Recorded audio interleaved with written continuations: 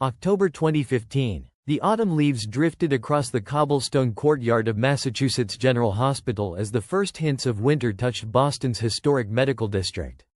3 unmarked police vehicles pulled into the physician parking area at exactly 7:23 a.m., their engines cutting through the crisp morning silence. Dr. Harrison Whitmore was reviewing patient charts in his pristine corner office when Detective Lieutenant Sarah Chen knocked on his mahogany door.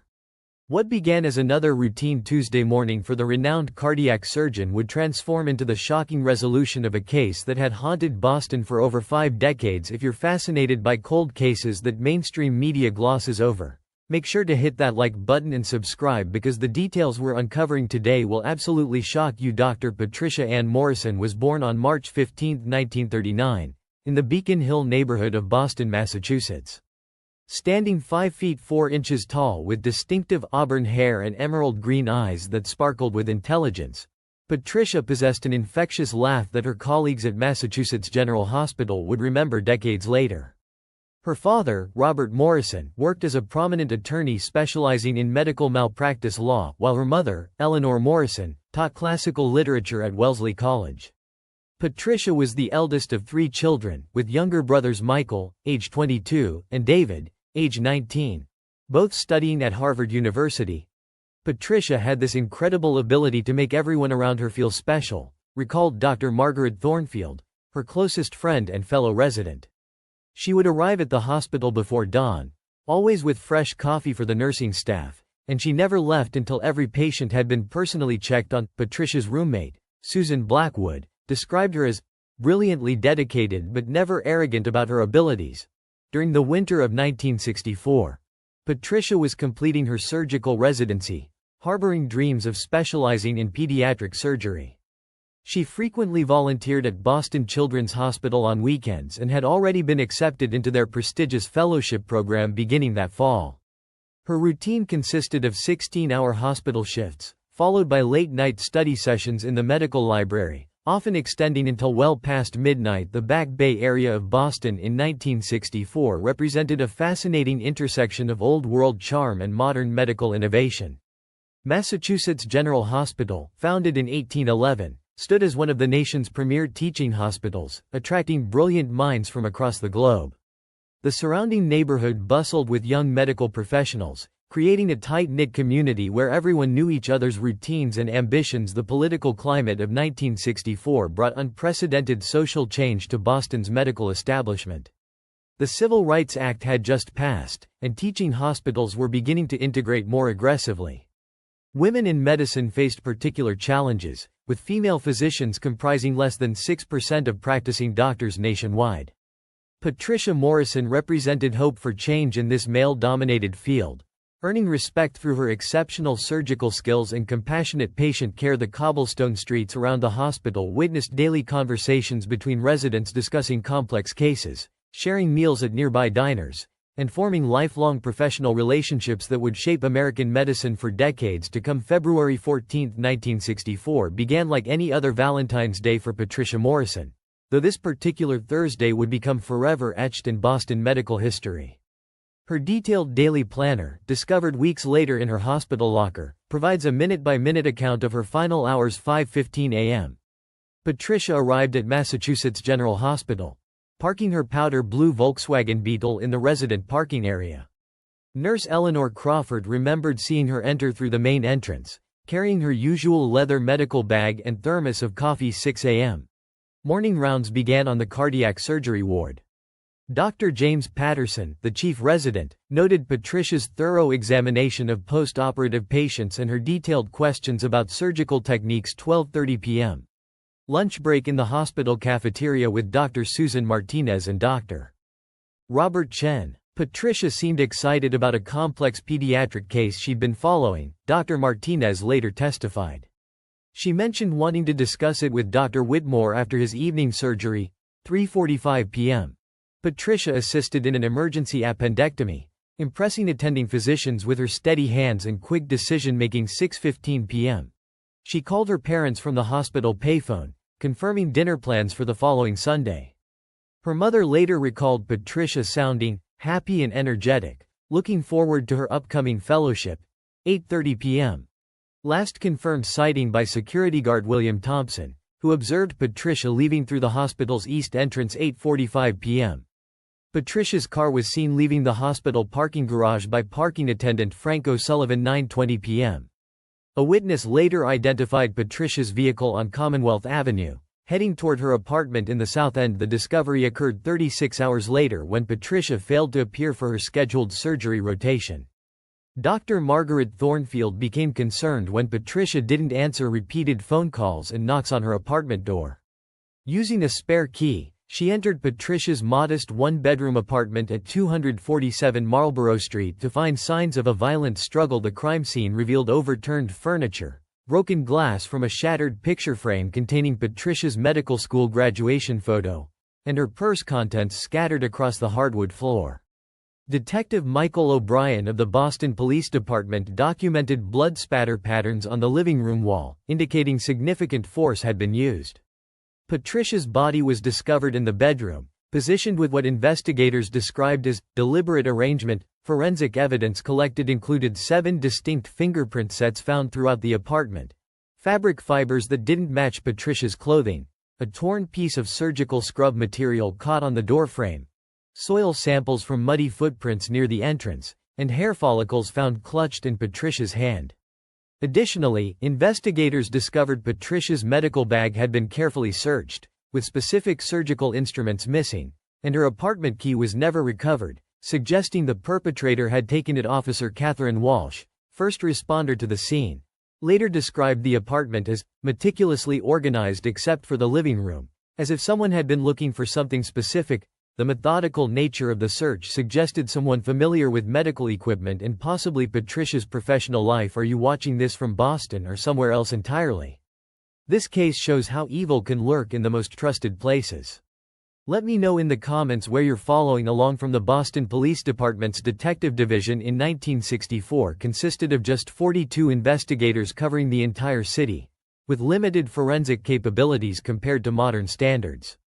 Detective Lieutenant Thomas McKenna led the investigation, working with primitive fingerprint analysis systems and basic blood typing technology that couldn't distinguish between millions of potential suspects. Suspect 1.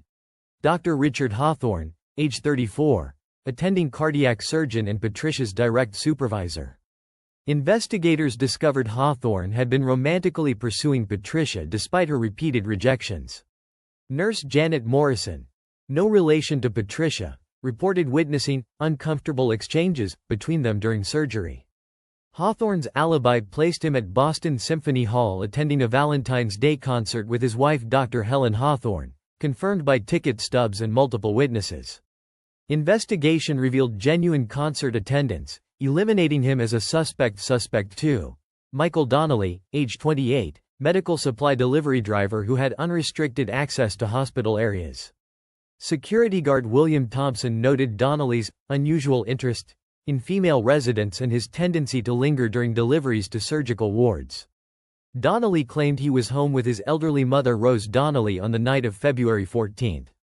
However, Mrs. Donnelly's advanced dementia made her testimony unreliable. Further investigation revealed Donnelly had been arrested for disturbing the peace in Cambridge that same evening, providing an ironclad alibi. Suspect 3.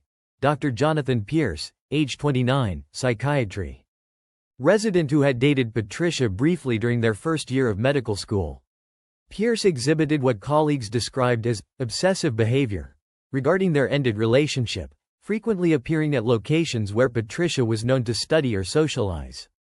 Dr. Margaret Thornfield reported Pierce had confronted Patricia multiple times about giving their relationship another chance. Pierce's alibi involved studying alone in the psychiatric ward library. Librarian Mrs. Dorothy Henderson confirmed seeing Pierce there until approximately 10:30 p.m., but couldn't account for earlier evening hours. Investigation stalled when Pierce suddenly transferred to a hospital in Chicago. The later FBI cooperation confirmed his presence there eliminated him from consideration. Suspect 4. Anthony Ritchie, age 31. Hospital maintenance supervisor with master keys to all areas including staff parking. Several nurses reported Ritchie making inappropriate comments about female staff members and his knowledge of their schedules and routines. Ritchie's wife Maria Ritchie initially supported his alibi of being home for dinner, but later investigation revealed marital problems and her potential motivation to lie. Polygraph testing, though primitive by current standards, showed deceptive responses regarding his whereabouts that evening.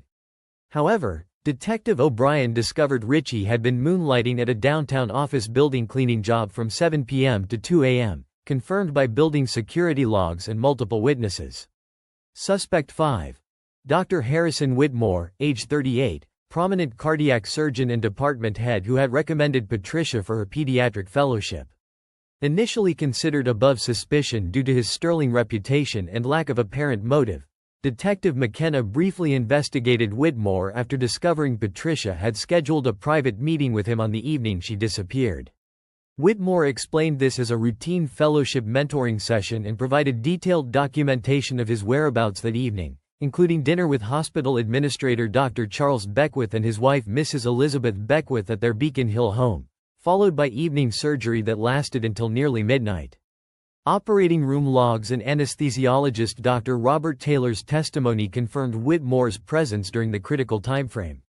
The physical evidence collected included 47 distinct fingerprints, though comparison technology could only eliminate obvious matches rather than provide positive identification. Blood samples were typed as type O negative, matching Patricia's blood type but also 7% of the general population. Fabric analysis revealed synthetic fibers consistent with hospital scrubs, though thousands of hospital employees wore identical material daily. By December 1964, the investigation had reached an impasse. The lack of DNA technology, limited forensic capabilities, and absence of eyewitnesses created insurmountable obstacles for investigators of that era.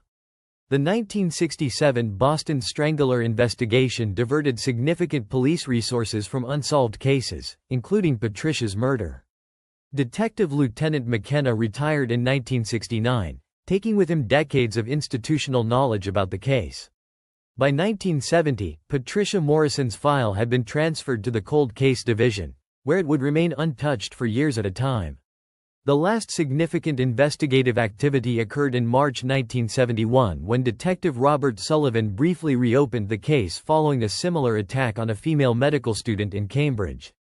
However, that case was quickly solved with the arrest of a drifter with no connection to Patricia's murder, and her file was once again archived. What time is it where you're watching this? It's amazing how time changes everything except a family's need for justice and answers. Robert and Eleanor Morrison transformed their grief into relentless advocacy for justice. Robert Morrison, then 52, channeled his legal expertise into pressuring police departments and district attorneys for continued investigation.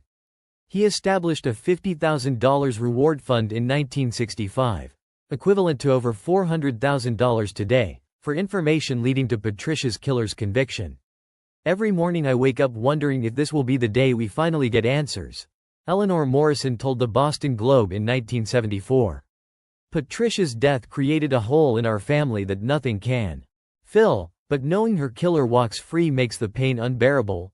Eleanor developed a ritual of lighting a candle in Patricia's memory every February 14 and maintaining detailed correspondence with every detective assigned to the case over the decades. Michael Morrison abandoned his pre-law studies at Harvard to become a private investigator, dedicating his career to cold case investigation and specifically maintaining pressure on authorities regarding his sister's murder.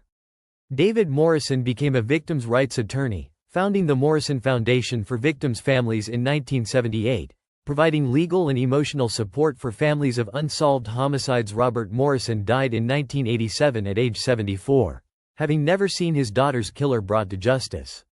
Eleanor Morrison maintained her vigil until her death in 1995 at age 81, leaving behind boxes of correspondence with police departments, private investigators, and psychics she had consulted in desperate attempts to find answers. Michael Morrison continued the family's quest until his death from cancer in 2003, passing responsibility to his son Robert Morrison Jr., who maintained the reward fund and annual pressure campaigns for case review.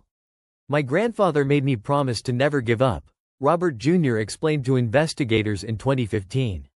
"3 generations of our family have lived with this nightmare, wondering if we're passing Patricia's killer on the street."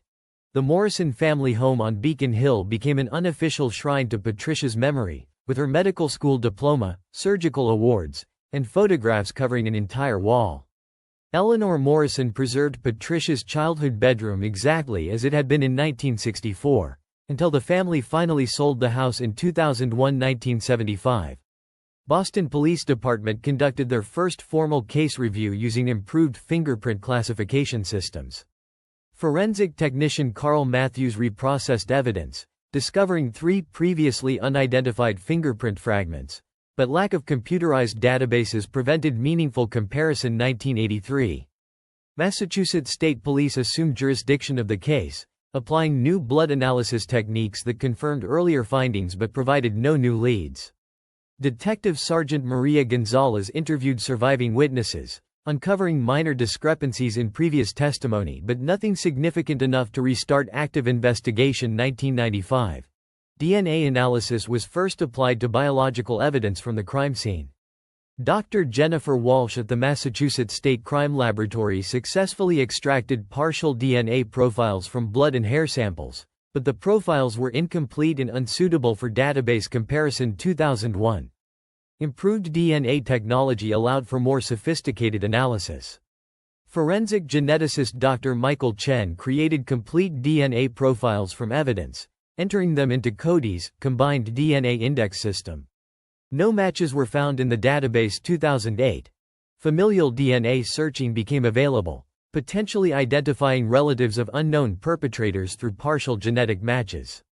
Cold case detective Lisa Rodriguez submitted Patricia's case evidence, but no meaningful matches emerged. 2012.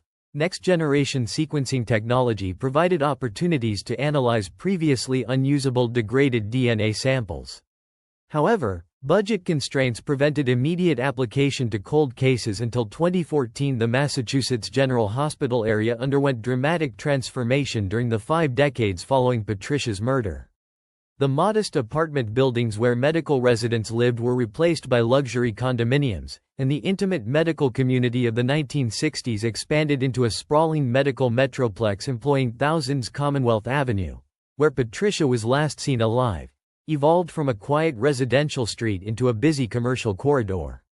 The small diners where medical residents gathered were replaced by upscale restaurants, and the close-knit atmosphere where everyone knew their neighbors gave way to urban anonymity. However, Patricia's case remained embedded in the institutional memory of Massachusetts General Hospital. A small memorial plaque installed in the hospital's main lobby in 1974 honors her memory, and the Dr. Patricia Morrison Award for Excellence in Surgical Residency was established in 1980, annually recognizing outstanding resident physicians. How's the weather where you are?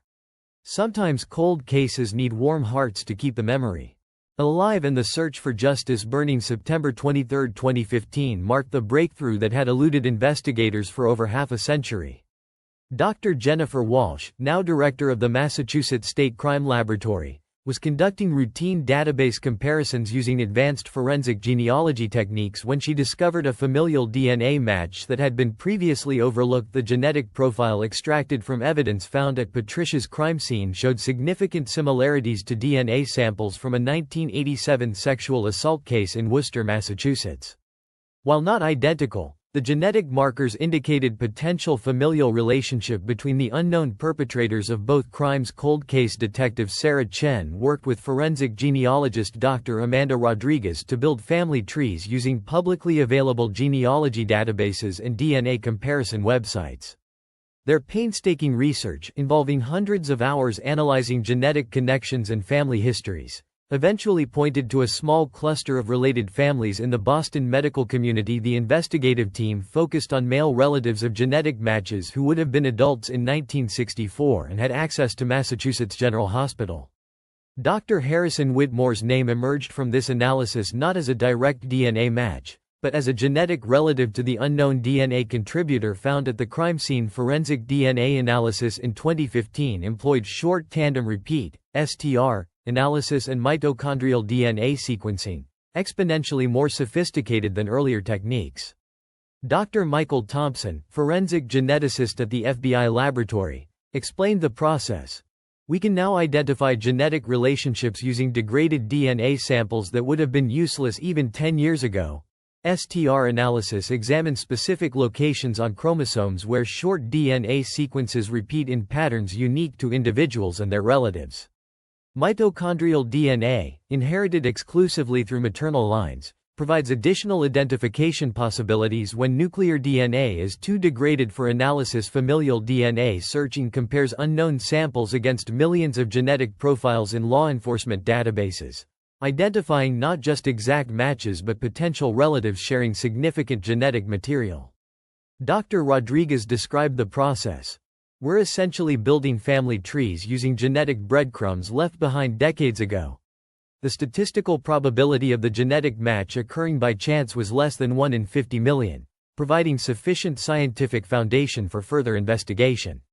Quality assurance protocols required independent verification by 3 separate laboratories before results could be used for investigative purposes. Dr. Harrison Whitmore, now 79 years old, had spent the decades following Patricia Morrison's murder building one of the most distinguished careers in American cardiac surgery. In 1964, he was an ambitious 38-year-old department head. By 2015, he had become a living legend in medical circles. The timeline of Dr. Whitmore's career achievements revealed a troubling pattern of calculated public service coinciding with private manipulation. In 1965, just 1 year after Patricia's murder, Whitmore established the Morrison Memorial Lecture Series at Massachusetts General Hospital, annually inviting prominent surgeons to speak about medical ethics and patient care. Robert Morrison, Patricia's father, personally thanked Whitmore at the 1966 memorial lecture, shaking his hand and praising his dedication to Patricia's memory. Eleanor Morrison frequently mentioned Whitmore's kindness in letters to friends and family, never knowing she was expressing gratitude to her daughter's killer. Whitmore served as pallbearer at Robert Morrison's funeral in 1987 and delivered a moving eulogy praising the family's dignity during their decades of grief. Funeral attendee Dr. Margaret Thornfield later recalled Whitmore's speech as incredibly moving and seemingly heartfelt. Throughout the 1970s and 1980s, Whitmore frequently appeared at hospital memorial events for Patricia, offering comfort to her grieving family and colleagues. Michael Morrison trusted Whitmore enough to consult him about cold case investigation strategies, seeking his advice about medical aspects of his sister's murder. Dr. Forensic psychologist Catherine Walsh analyzed Whitmore's behavior following Patricia's murder. Classic psychopathic manipulation involves inserting oneself into the victim's family circle, feeding off their grief while maintaining the facade of concern and support. Whitmore's professional accolades included presidency of the American College of Cardiothoracic Surgeons from 1985 to 1987, honorary doctorates from Harvard Medical School and Johns Hopkins University, and the prestigious Lifetime Achievement Award from the American Medical Association in 2001. His charitable activities included founding the Whitmore Foundation for Medical Education in 1975, providing scholarships for medical students from disadvantaged backgrounds. Whitmore personally selected scholarship recipients, showing particular interest in young female medical students pursuing surgical specialties. Dr. Susan Martinez, a 1982 scholarship recipient, later described feeling uncomfortable during private meetings with Whitmore, noting his inappropriate personal questions and excessive interest in her dating relationships and daily routines. However, Martinez attributed this to generational differences rather than predatory behavior. Never reporting her concerns, Whitmore maintained detailed personal files on scholarship recipients, including photographs, academic records, and handwritten notes about their personal lives, relationships, and career aspirations. These files, discovered during the 2015 search of his home, contained disturbing observations about female recipients' physical characteristics and personality traits. The arrest occurred at 6:47 a.m. on October 15, 2015. As Dr. Whitmore prepared for his daily morning surgery schedule. Detective Lieutenant Sarah Chen and Sergeant Michael Rodriguez, accompanied by FBI agents, approached him in the physician's parking garage of Massachusetts General Hospital. "Dr. Harrison Whitmore, you are under arrest for the murder of Dr. Patricia Morrison," Detective Chen announced as Whitmore stood beside his silver Mercedes sedan. Whitmore's first words, recorded by body cameras: "I've been expecting this visit for 51 years. Hospital security footage captured the moment several colleagues witnessed their esteemed colleague being handcuffed and led away. Dr. Robert Taylor, who had worked alongside Whitmore for over 30 years, was visibly shaken, later describing the scene as surreal and devastating. The search warrant executed at Whitmore's Beacon Hill mansion yielded disturbing evidence, including Patricia's missing surgical instruments, kept as macabre trophies in a locked cabinet in his home office. Investigators also discovered detailed journals dating back to 1964, containing explicit descriptions of the murder and fantasies about other potential victims. Neighborhood residents gathered outside the $1 million home as evidence technicians carried out boxes of materials. Mrs. Dorothy Henderson, Whitmore's neighbor for 25 years, told reporters, "He was always such a gentleman, helping elderly neighbors with groceries and maintaining beautiful gardens." The Boston medical community reacted with shock and disbelief at the arrest of one of their most respected figures. Dr. Margaret Thornfield, now 83 and Patricia's surviving friend, struggled to process the revelation. "Harrison comforted me after Patricia's death and helped organize her memorial services." Dr. James Patterson, Patricia's former chief resident colleague, expressed betrayal and confusion. "We worked together every day in 1964. He helped search for Patricia when she went missing and attended her funeral." Massachusetts General Hospital issued a statement immediately suspending Whitmore's privileges and removing his name from hospital buildings and awards. The Morrison Memorial Lecture Series, established and funded by Whitmore, was discontinued pending institutional review. Medical students and residents who had benefited from Whitmore's mentorship over the decades struggled to reconcile their positive experiences with the horrific charges. Dr. Lisa Chen, a cardiac surgeon trained by Whitmore in the 1990s, described feeling professionally and personally violated. Some colleagues expressed lingering doubt about Whitmore's guilt, pointing to his decades of exemplary service and charitable contributions. However, DNA evidence and physical proof found in his possession quickly silenced most skepticism. Don't forget to hit that like button if you're finding this as shocking as we are. What theories did you have about the killer's identity? Let me know in the comments below. The trial of Dr. Harrison Whitmore began on March 15, 2016, exactly 52 years after Patricia Morrison's birth. Suffolk County District Attorney Sarah Williams personally prosecuted the case, calling it one of the most cold-blooded and calculating murders in Boston's history. Key testimony included forensic geneticist Dr. Amanda Rodriguez explaining the DNA evidence linking Whitmore to the crime scene, Detective Lieutenant Sarah Chen detailing the investigation process, and surviving witnesses who identified inconsistencies in Whitmore's original 1964 statements. Whitmore's defense attorney, prominent criminal lawyer David Morrison, no relation to Patricia, argued the DNA evidence was contaminated due to decades of improper storage and that his client was being scapegoated for an unsolvable case.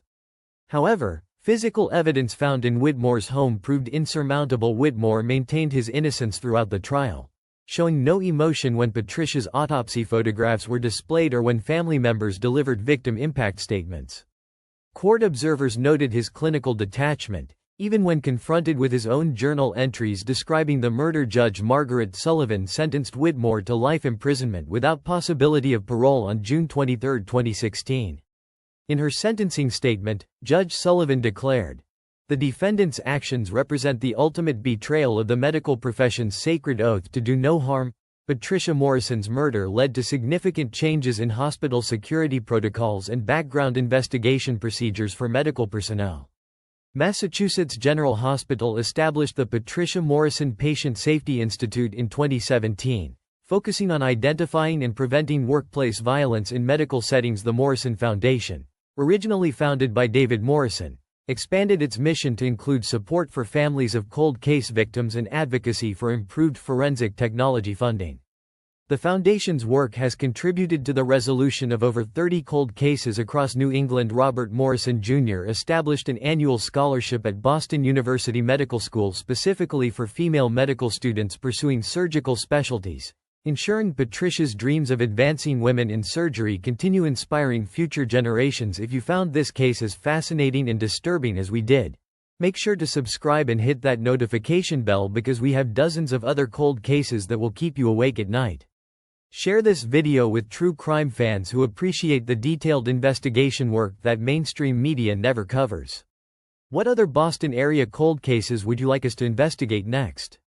Let us know in the comments and we'll see you in the next shocking case that proves the truth really is stranger than fiction. Boston, Massachusetts 1964 cold case solved. Surgeon's confession shocks hospital staff and alumni. March 2015. The morning fog clung to Boston's harbor like a burial shroud, and the historic cobblestones of Beacon Hill glistened with early spring moisture. 3 unmarked police vehicles arrived at Massachusetts General Hospital at precisely 6:47 a.m., their engines cutting through the pre-dawn silence. Dr. Edmund Richardson was reviewing patient charts in his corner office when Detective Maria Santos knocked on his door. What began as a routine cold case review had transformed into the most shocking confession in Boston's medical community history. If this sounds unbelievable, hit that like button and subscribe for the details that mainstream coverage completely missed, because what happened next will change everything you think you know about this decades-old mystery. The victim was Margaret Catherine O'Sullivan, born December 3, 1943, in South Boston. At 20 years old, she stood 5 feet 4 inches tall with striking auburn hair and emerald green eyes that her friends said could light up any room. Her father, Patrick O'Sullivan, worked as a longshoreman at Boston Harbor, while her mother, Rose Mary O'Sullivan, maintained their modest 3-bedroom home on East Broadway. Margaret was the eldest of 4 children, with younger brothers Timothy, Sean, and Michael looking up to her as their guiding light. Maggie was the smartest one of all of us, her brother Timothy recalled decades later. She was going to be the first O'Sullivan to graduate from college, and she never let us forget it, but not in a mean way. She made us all believe we could do better. Margaret was a junior at Boston University, majoring in English literature with dreams of becoming a teacher. Her professors described her as exceptionally bright and deeply compassionate. She had this way of seeing beauty in everything, remembered her roommate, Patricia Fleming. Even walking through the grittiest parts of Boston, she'd find something wonderful to point out. Margaret worked evenings at the Boston Public Library to help pay her tuition, a job she cherished because it surrounded her with books. Her routine was methodical. Classes until 3 p.m., study time at the library until 5 p.m., then her work shift until closing at 9 p.m. Boston in 1964 was a city caught between tradition and transformation. The population of approximately 697,000 residents was experiencing the cultural shifts of the early 60s, but many neighborhoods, especially the Irish Catholic enclaves like South Boston, remained deeply conservative and tight-knit.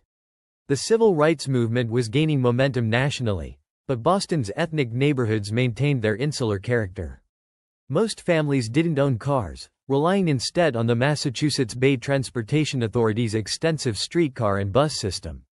The medical district, anchored by Massachusetts General Hospital and Boston University Medical School, was becoming increasingly prestigious, attracting brilliant minds from across the country. October 15, 1964, began as an ordinary Thursday for Margaret. Her final day unfolded with tragic precision. 8 a.m. Margaret attended her Victorian literature class at Boston University, where Professor James Whitmore noted she seemed particularly engaged in their discussion of Elizabeth Gaskell. 10:30 a.m. She studied in the library's reading room, where librarian Eleanor Murphy saw her taking detailed notes. 12:15 p.m. Margaret ate lunch with her roommate Patricia at the campus cafeteria, discussing their plans for the upcoming weekend. 2 p.m. Her final class was Modern American Poetry with Professor David Chen. 3:30 p.m. She walked to the Boston Public Library in Copley Square for her usual study session. 5 p.m. Margaret began her evening shift at the library's circulation desk. 8:45 p.m. Her supervisor, Mrs. Helen Rodriguez, remembered Margaret organizing returned books and chatting about her weekend plans to visit her family. 9 p.m. The library closed, and Margaret was seen leaving through the main entrance on Boylston Street. 9:15 p.m. Bus driver Thomas McKenna confirmed Margaret boarded the number 9 bus heading toward South Boston. She was never seen alive again. Margaret's body was discovered on October 18, 1964, by dock worker James Connolly during his morning rounds at Boston Harbor. She was found behind a shipping warehouse on Northern Avenue, approximately 2 miles from where she was last seen. The crime scene revealed a methodical killer. Margaret's purse was missing, but her jewelry remained untouched. Her textbooks were scattered nearby, suggesting she had struggled.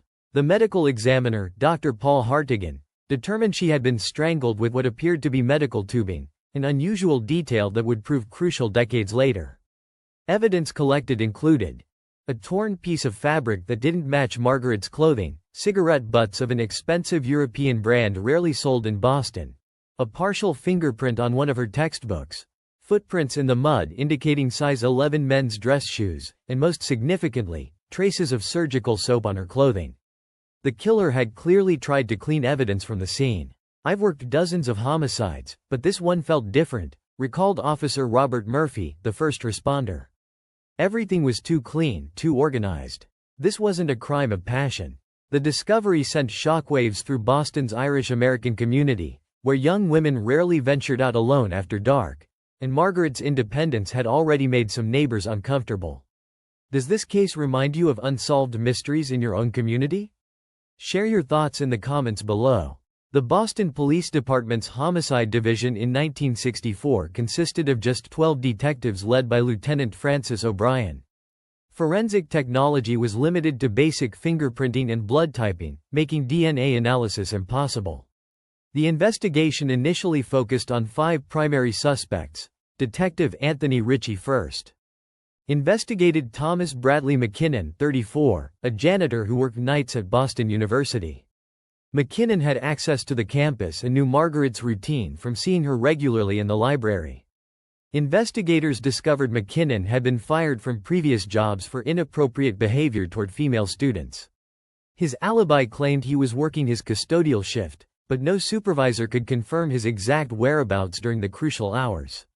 However, McKinnon's fingerprints didn't match the partial print found at the scene, and he wore size 9 shoes, not size 11. The second suspect was David Michael Torino, 28, a dock worker at Boston Harbor who discovered Margaret's body. Police found this suspicious, as perpetrators sometimes discover their victims to deflect suspicion. Torino had a criminal record including assault charges and lived alone in a boarding house near the crime scene. Witnesses reported seeing him near the library on several occasions. His alibi placed him at Murphy's Tavern until closing time, supported by bartender testimony and receipts. Physical evidence eliminated him when his shoe size proved to be 10, and his fingerprints didn't match. Robert Charles Fleming, 45, Margaret's supervisor at a summer job the previous year, became the third focus. Fleming had been overly attentive to Margaret, making her uncomfortable according to her roommate Patricia.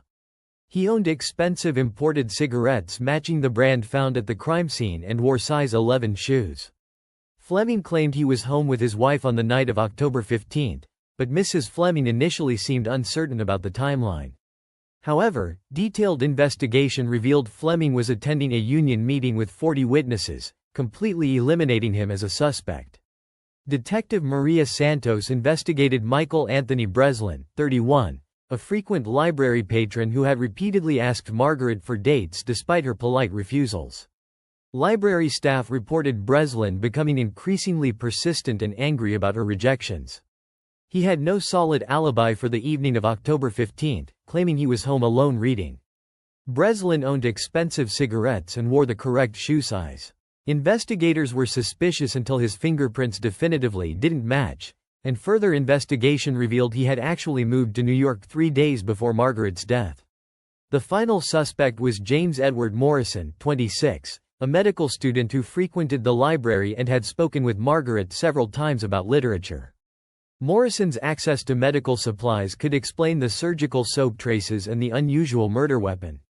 He was known to be interested in Margaret, though she had never mentioned feeling uncomfortable around him. Morrison's alibi placed him studying at the medical school library, confirmed by multiple witnesses and sign-in logs.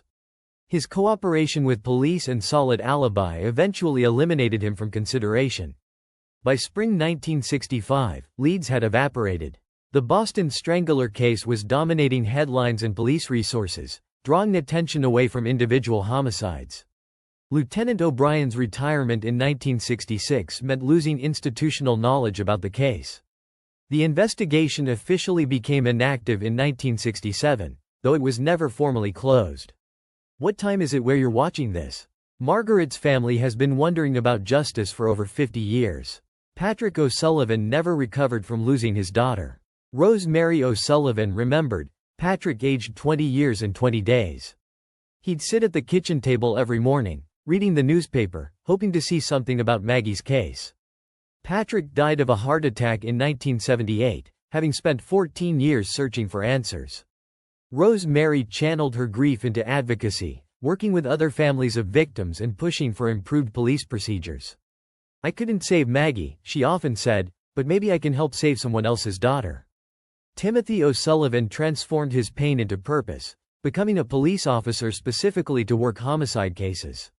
"Every case I solved was for Maggie," he explained in a 1995 interview.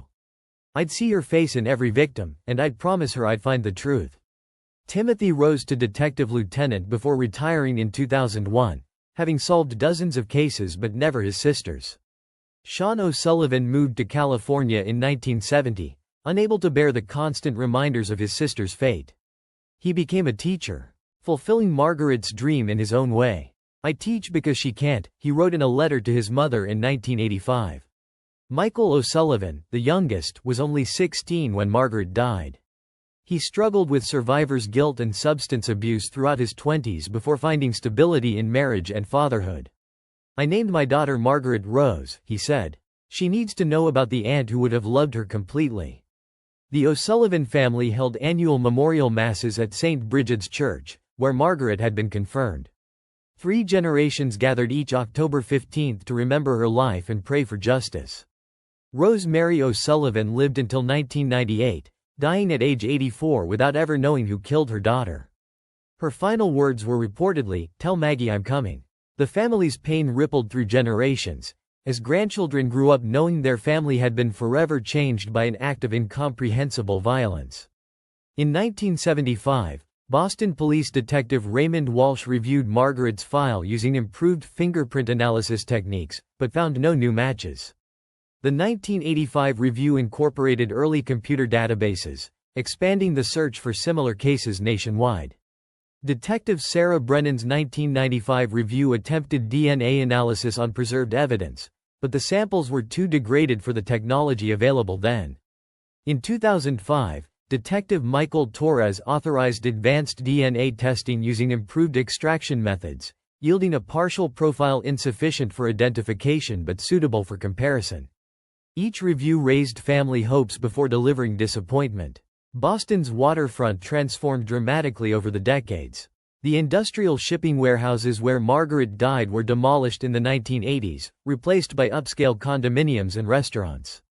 The Boston Public Library expanded and modernized, but longtime staff maintained an informal memorial to Margaret, keeping her photo near the circulation desk where she had worked. Local legislation in 1975 improved lighting and emergency callboxes near the harbor, partly in response to Margaret's case and similar crimes. How's the weather where you are? The seasons changed 50 times while Margaret's family waited for answers. On February 14, 2015, DNA analyst Jennifer Chong at the Massachusetts State Police Crime Laboratory made the breakthrough that changed everything. Using advanced STR analysis techniques developed in 2014, she successfully extracted a complete DNA profile from skin cells found under Margaret's fingernails. The profile immediately matched a sample in the combined DNA index system, leading to a name that shocked investigators: Dr. Edmund Richardson, the respected cardiovascular surgeon at Massachusetts General Hospital. Dr. Patricia Williams, the lab's director, explained the scientific breakthrough. "We used new enzymatic methods to amplify degraded DNA samples. Think of it like using a more powerful magnifying glass to see details that were always there but invisible to older technology." The process took 3 months of careful analysis, with each step verified multiple times. "The probability of this being a random match is less than 1 in several billion," Williams confirmed. The technique had previously been used primarily in historical cases involving ancient remains, making this one of the first successful applications to a decades-old criminal case.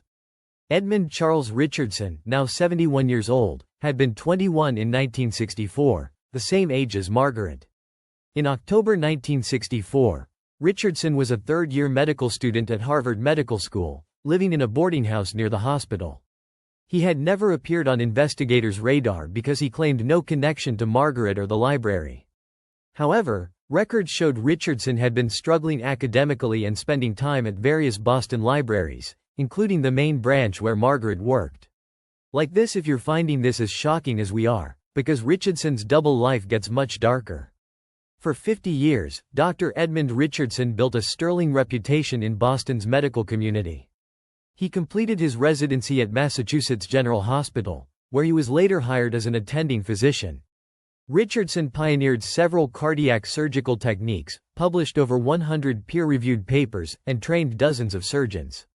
He received the Boston Medical Society's Lifetime Achievement Award in 2010. Richardson married fellow physician Dr. Sarah Chen in 1972, and they raised 2 children who both became doctors. Most disturbingly, Richardson had maintained contact with Margaret's family over the decades. In 1974, he made an anonymous donation to the scholarship fund established in Margaret's name. In 1984, he attended a memorial service at Boston University, introducing himself to Margaret's mother as a concerned physician and community member. Rose Mary O'Sullivan mentioned this encounter to friends, describing Richardson as such a kind man who really understood our pain. Richardson sent flowers to Patrick O'Sullivan's funeral in 1978 and to Rose Mary's in 1998. Forensic psychologist Dr. Marcus Webb analyzed Richardson's behavior. This represents classic psychopathic compartmentalization. Richardson genuinely felt he was honoring Margaret while simultaneously hiding his responsibility for her death. He likely convinced himself that his medical career was somehow making amends. Richardson participated in hospital charity drives, mentored struggling students, and was known for his compassion with patients' families facing loss. Police arrested Dr. Edmund Richardson on March 8, 2015, at 6:47 a.m. in his hospital office. "I've been expecting this day for 50 years," were his first words to Detective Santos. The arrest stunned Massachusetts General Hospital staff, where Richardson was scheduled to perform 2 cardiac surgeries that morning. Hospital administrators immediately suspended Richardson and counseled staff members struggling to reconcile their respected colleague with allegations of murder. Searches of Richardson's Beacon Hill home revealed a disturbing shrine to Margaret hidden in his basement. Newspaper clippings about her case, copies of her library checkout records somehow obtained over the years, and a journal documenting his attendance at O'Sullivan family events. Richardson had been systematically stalking the family's grief for 5 decades. What theories do you have about Richardson's motivation? Share your thoughts below. Richardson's trial began January 10, 2016, in Suffolk County Superior Court. He pleaded not guilty despite overwhelming DNA evidence. His defense attorney, Margaret Fitzgerald, argued the evidence was contaminated after 50 years. Prosecutor David Kim presented testimony from DNA expert Dr. Patricia Williams, who explained the scientific certainty of the match. Timothy O'Sullivan, now retired detective lieutenant, testified about the family's decades of suffering. "Every holiday, every birthday, every celebration was marked by Maggie's absence," he said. "We never stopped hoping for justice, but we never imagined it would come like this." Richardson maintained silence throughout most proceedings, but during sentencing, he finally spoke. "I was a different person at 21. I can't explain what I did or why I did it.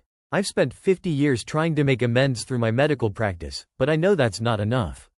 I'm sorry." Judge Elizabeth Morrison sentenced Richardson to life imprisonment without possibility of parole, noting his decades of deception made the crime even more heinous.